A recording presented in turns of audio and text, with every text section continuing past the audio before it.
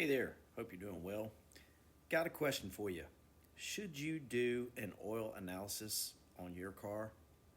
Well, what I'm sharing here today is the results from an oil analysis I did on my Lexus LS430. It's 2006, it has 224,000 miles.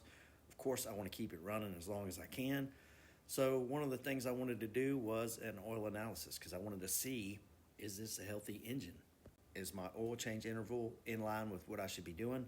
So I'm sharing the results here, and I'll leave the link above to the video where I did the oil change and collected the sample. You can see on the screen, it's a Speed Diagnostic lab report. I'm going to zoom in and let you see the actual oil health portion.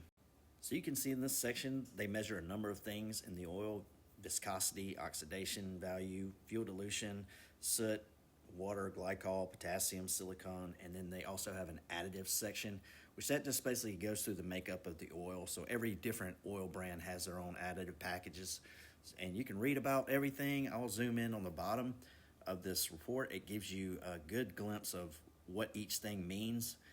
So in essence, that will help you to understand the report better. Now I'm going to move on to the engine wear section, and you can see these numbers look really, really good. I was extremely surprised to see the numbers as good as they were, because I've got a newer vehicle that I did a oil analysis on through Speed Diagnostics as well, and it had some high numbers where copper was concerned. But the good thing about oil analysis and having all these companies that have taken thousands of samples across each engine, they were able to tell me that copper being high on that particular motor was pretty standard. So my fears were put to bed. So having said all that, I guess to answer the question, should you do it? If you're like me and you want to know if your engine is healthy and you're following a good routine as far as intervals go, I think it's a good thing to do at least once on your vehicle, especially an older vehicle, because there can be hidden things that can happen to a motor over time. Wear and different things can start happening, and you will never know about it unless you do something like this.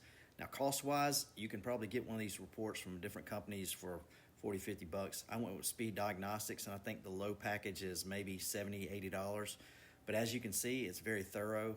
So obviously, it's up to you how you want to proceed if you want to do this on your own vehicle.